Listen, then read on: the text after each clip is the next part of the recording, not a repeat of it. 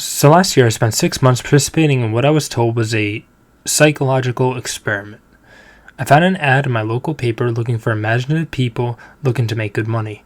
And since it was the only ad that week that I was remotely qualified for, I gave them a call and rearranged an interview.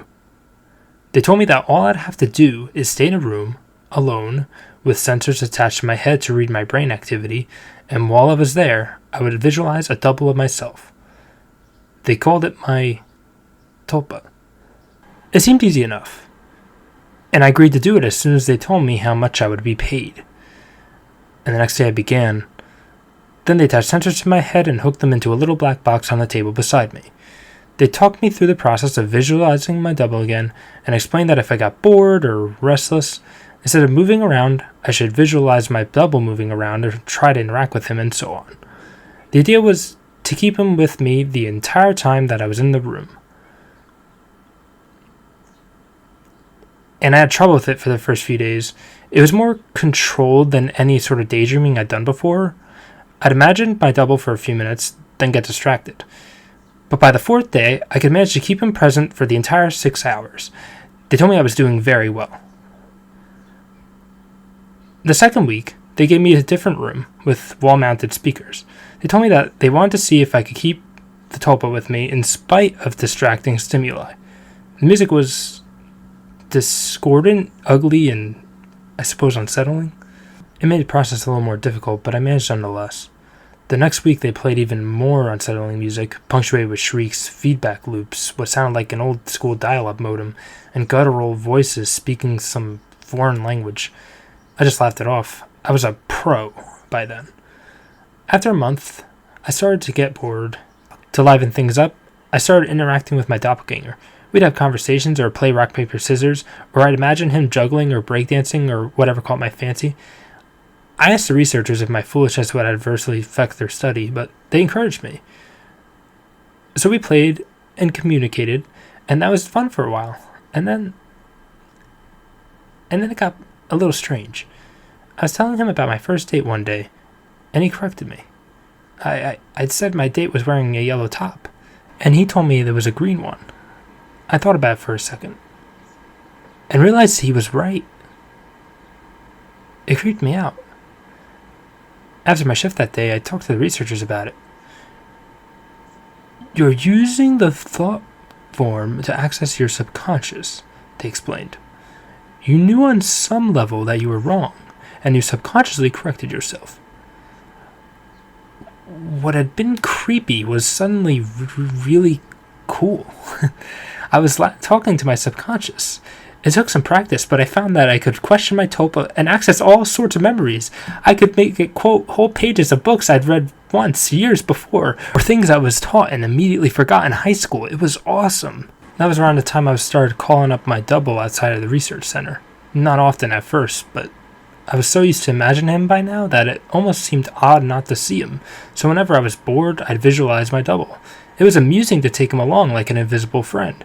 I imagined him while I was hanging out with friends or visiting my mom, or I even brought him around on a date once. I didn't need to speak out loud to him, so I was able to carry out conversations with him and no one was the wiser. I know that sounds strange, but it was fun. Not only was he a walking repository of everything that I knew and everything I had forgotten, he also seemed more in touch with me than I even did at times. He had an uncanny grasp of the minutiae of body language that I didn't even realize I was picking up on. For example, I thought the date I brought him along on was going incredibly badly. He pointed out how she was laughing a little too hard at my jokes and leaning towards me as I spoke, and a bunch of other subtle clues I wasn't even consciously picking up on. I listened, and let's just say that date went very well. By the time I'd been at the research center for 4 months, he was with me constantly. The researchers approached me one day after my shift and asked if I had stopped visualizing him. I denied it, and they seemed pleased. I silently asked my double if he had knew what prompted that, but he just shrugged it off. So did I. I withdrew a little from the world at that point. I was having trouble relating to people. It seemed to me that they were so confused and so unsure of themselves, while I had a manifestation of myself to confer with. It made socializing awkward. nobody else seemed aware of the reasons behind their actions, while some things made them mad and why others made them laugh. They didn't know what moved them, but I did. Or at least I could ask myself and get an answer. A friend confronted me one evening. He pounded at the door until I answered, and came in fuming and swearing up a storm. "You haven't answered when I called in fucking weeks, you dick!" he yelled. "What's your fucking problem?" I was about to apologize to him, and it probably would have offered to hit the bars with him that night, but my Tulpa grew suddenly furious. "Hit him," it said. Before I knew what was going on, I did. I heard his nose break. He fell to the floor and came up swinging, and we beat each other up and down in my apartment. I was more furious than I'd ever been, and I was not merciful. I knocked him to the ground and gave him 2 savage kicks to the ribs. And that was when he fled, hunched over and sobbing. The police were by a few minutes later, but I told him that he had been the instigator, and since he wasn't around to refute me, they let me off with a warning. My Tulpa was grinning the entire time. We spent the night crowing about my victory and sneering over how badly I'd beaten my friend. It wasn't until the next morning when I was checking out my black eye and cut lip in the mirror that I remembered what had set me off. My double was the one who'd grown furious, not me. I'd been feeling guilty and a little ashamed, but he goaded me into a vicious fight with a concerned friend. He was present, of course, and he knew my thoughts. "You don't need him anymore. You don't need anyone else," he told me, and I felt my skin crawl. I explained all this to the researchers who employed me, but they just laughed it off. "You can't be scared of something that you're imagining," one told me. My double stood beside him and nodded his head, then smirked at me. I tried to take their words to heart, but over the next few days, I found myself growing more and more anxious about my Tulpa. It seemed that he was changing. He looked taller, more menacing. His eye twinkled with mischief, and I saw malice in his constant smile. No job was worth losing my mind over, I decided. If he was out of control, I'd put him down. I was so used to him at this point that visualizing him was an automatic process, so I started trying my damnedest not to visualizing him. It took a few days, but it started to work, somewhat. I could get rid of him for hours at a time, but every time he came back, he seemed worse.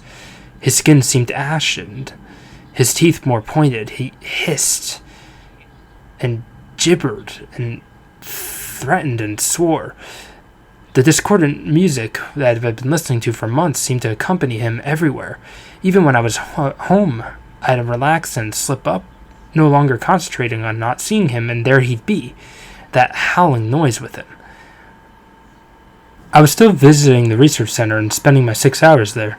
I needed the money, and I thought they weren't aware that I was now not actively visualizing my Tulpa. I was wrong. After my shift one day, about 5.5 months in, 2 impressive men grabbed me and restrained me, and someone in a lab coat jabbed a hypodermic needle into me. I woke up in my stupor back in the room, strapped into bed, with my doppelganger standing over me, cackling. He was hardly looking human anymore. His features were twisted, his eyes were sunken in their sockets and filmed over like a corpse. He was much taller than me, but hunched over. His hands were twisted, his fingernails were like talons. He was in short, fucking terrifying. I tried to pull him away, but I just couldn't seem to concentrate. He giggled and tapped the IV in my arm. I thrashed in my restraints as best I could, but could hardly move at all. "They pumped you full of the kid shit. How's the mind? All fuzzy?" He leaned closer and closer as he spoke. I gagged. His breath smelled like boiled meat. I tried to focus, but it couldn't banish him. The next few weeks were terrible. Every so often, someone in a doctor's coat would come in and inject me with something, or force me to pill. They kept me dizzy and unfocused, and sometimes left me hallucinating or delusional. My thought form were still present, constantly mocking me. He interacted with me, or perhaps caused me delusions. I hallucinated that my mother was there, scolding me, and then he cut her throat and her blood showered me. It was so real that I could taste it. The doctors never spoke to me. I begged, screamed, hurled incentives, demanded answers. They never spoke to me. They may have talked to my Tulpa, my personal monster, I'm not sure. I was so doped and confused that it may have just been more delusions, but I remember them talking with him. I grew convinced that he was the real one and I was the thought form. He encouraged that line of thought at times and mocked me at others. Another thing I could pray was a delusion. He could touch me. More than that, he could hurt me. He'd poke and prod at me if he felt I was paying enough attention to him. Once he grabbed my testicles and squeezed until I told. Another time, he slashed my forearm with one of his talons. I still have a scar. Most days I would convince myself that I injured myself and just hallucinated that he was responsible. Most days. Then one day, while he was telling me a story about how he was going to gut everyone I loved, starting with my sister, he paused. A look crossed his face, and he reached out and touched my head like my mother used to when I was feverish. He stayed still for a long moment and then smiled. All thoughts are creative, he told me. Then he walked out the door. 3 hours later, I was given an injection and passed out. I woke unrestrained, shaking. I made my way to the door and found it unlocked. I walked out into the empty hallway and then ran. I stumbled more than once, but I had made it down the stairs and out into the lot behind the building. There I collapsed, weeping like a child. I knew I had to keep moving, but I couldn't manage it. I got home eventually. I don't remember how. I locked the door, shoved the dresser against it, took a long shower, slept for a day and a half. No one came for me that night, and no one came the next day or the one after that. It was over. I'd spent a week locked in that room, but it had felt like a century. I had withdrawn so much from my life beforehand that no one had even known I was missing. The police didn't even find anything. The research center was empty when they searched it. The paper trail fell apart. The names I'd given them were aliases. Even the money I'd received was apparently untraceable. I recovered as much as one can. I don't leave the house much, and I have panic attacks when I do. I cry a lot. I don't sleep much, and my nightmares are terrible. Yeah, it's over, I tell myself. I survived. I used the concentration those bastards taught me to convince myself, and it works sometimes. Not today, though. 3 days ago, I got a phone call from my mother. There's been a tragedy. My sister's the latest victim in a spree of killings, the police say.